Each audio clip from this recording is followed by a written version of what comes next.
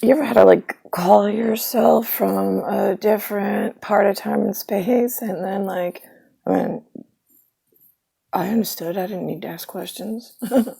Go figure. That's why I literally talk to myself, and I don't work with outsiders. Just don't. I don't need to explain to you how time and space works. I don't need you to explain to you how our science works. I don't need to explain to you the law of gravity, anti-gravity, and our genome. He and I sharing one part each. The more you kidnap, make us travel in odd places without written authority and without our pair being sent, that by itself is an act of war against our person and upon states and countrymen all alike in genetics. Any which way we choose to kill you for breaching our security at that level is up for us at any point to do as we wish. I don't take more life than need. In fact, I wouldn't take any of your lives personally. But you keep, I mean, I don't like walk around and go, oh, I'd like to kill that one. Like, it doesn't work that way. I really couldn't give two shits less. You want to go live happily ever after with whatever you do? Great, go, bye. I don't want to know you. You're one of the easy ones to manage. But then there's some of you that are just so fucking curious or so angry, or you learn something.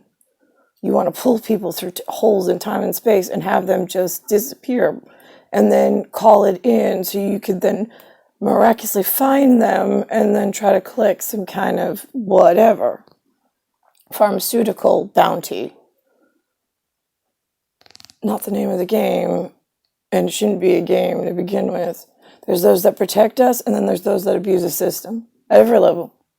So if I call myself in 1991, 92, 93, 94, before the internet becomes this like big sensation in the state of New York and in Nicole Cataruzza's home municipality, I'm your global security advisor. Yeah, I think I'm entitled to be my own global security advisor. Right, so we're just going to keep this between you and I. Are you going to mention it to anybody? No? I mean, like, who would I mention it to? Right, no, I know. I get it. It's just me and you and our star traveling love of our life that we hope to meet someday. I think you referred to him as like Prince Charming or something. I don't know, you were excited when you were a kid, but well. So now, right, we're just kind of keeping one of these conversations on file for all those governments out there that we need insurance policies for. He and I and the rest of you are hopefully going to cooperate and comply with what little we ask of you just to keep us and the equipment safe, us being part of the equipment. Does that make sense to you? I was like, your body being a machine of some sort and its genetic quality and its ability to remain healthy and safe is important. Would you agree? And I was like, yeah. And the other side of me was like, yeah, no, I think that that's easy enough for governments everywhere to translate and understand. I was like, yeah, would you agree that like that just travel of any kind just appearing and popping into anybody's home or office space or random anything would be against the laws of nature, for one. Would also be against some land laws, depending on what was going on. But again, sworn to the utmost secrecy, just talking to myself and my one, and then whatever law enforcement officer we need to contact if anybody breaches our level of security or tries to harm us in any way without further retribution or other equipment being or process being turned upon us. You think those are fair things to ask for from whatever is laying around, like say your mom or dad's grade of genetic or others? Because you are not the same as your mother and father's genetic. You're already at a government clearance equipment level of your government property and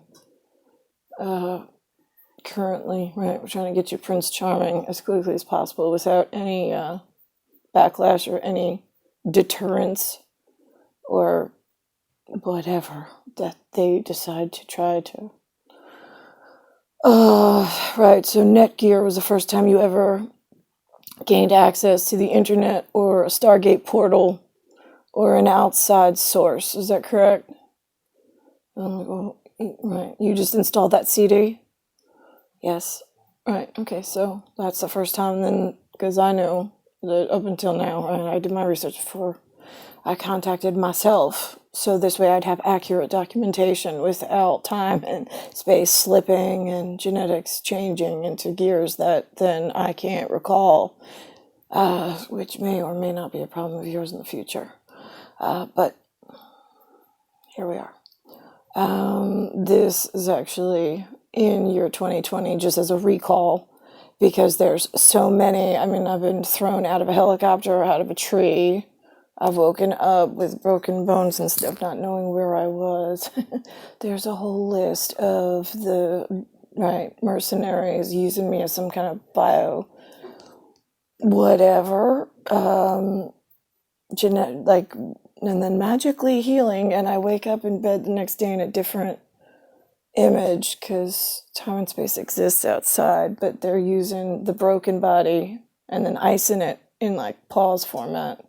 But then it has a silent alarm that goes out, which then sends out signals for CDC charges against the humans for not governing my appearance the proper way, sending no medic, no care, no anything, and keeping me away from my star traveler, betrothed and my protector, which I call Scepter, for that matter. Right. Again, these are just deterrents, so nobody harms us, but when the silent alarm's going off, somebody does need to contact one of us in order to fix it. Currently, I'm wearing a genetic suit that has an eye spine, double scoliosis, and it is sending off signals. Between the backbone, toe issue, I have a bump that grew out of nowhere for those pharmaceutical whatevers that say that they're not harming me or I'm too expensive or whatever. Right, try Karen for what? Right. Cleans up stuff. Whole nother level of security.